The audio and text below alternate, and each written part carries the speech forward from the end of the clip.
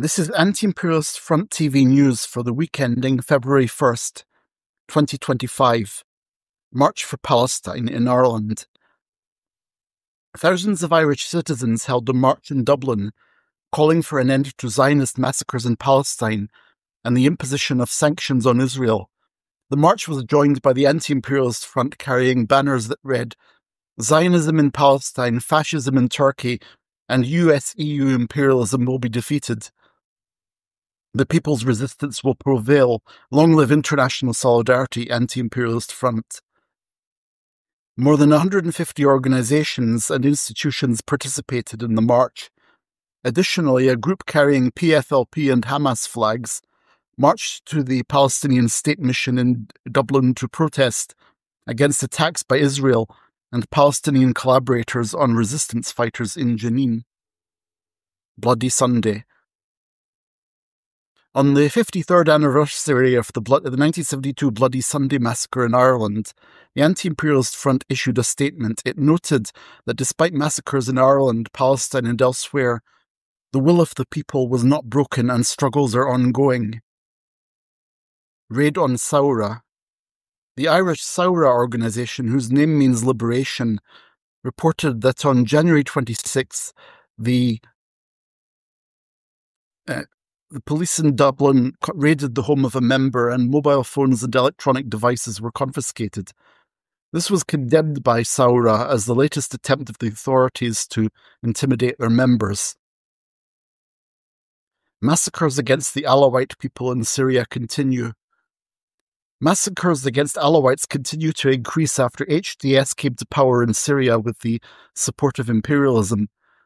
According to a report by journalist Fehim Tashtikin, based on a report by journalist Jenan Musa, on January 23rd, armed men arrived in Fahil on minibuses and pickup trucks and started shooting randomly, destroying and looting houses, beating villagers, men, women and elderly, destroying religious symbols and killing 2 men who had got off the Damascus Fahil bus. Villagers put the number of casualties at 58. Some bodies were found on the roads near the village. The same day, the village of Mariam was raided. There too, armed men fired randomly, broke into houses and stole valuables. A picture of Suleiman al-Murshid, the founder of the Murshidiyya sect, was taken down and villagers were ordered to step on it. Men were beaten and forced to bark. 2 people were killed. In particular, former soldiers and policemen were detained. Of the 16 people whose bodies were found, 13 were former soldiers and policemen. All of them had gone to the HDS reconciliation table and had surrendered their weapons and were given Amman, security guarantees. Resistance liberated 183 more Palestinians.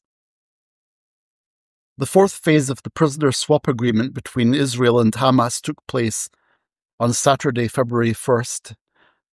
After Hamas released 3 Israelis in the Gaza Strip, the Israeli government released 183 Palestinians from Ofer prison in the West Bank, 18 of whom had been sentenced to life imprisonment, 54 to long prison terms, and 111 of whom had been arrested after October 7th, 2023.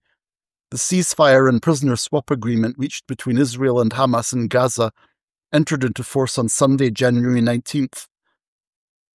In the first 42 days of the 3-phase ceasefire agreement, 33 Israeli prisoners and over 1,900 Palestinian prisoners will be released.